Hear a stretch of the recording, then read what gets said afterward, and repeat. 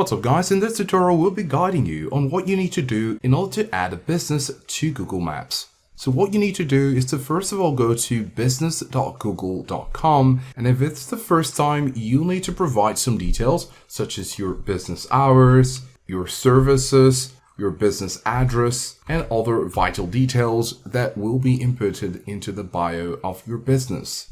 After you've done that, you'll be finding yourself here.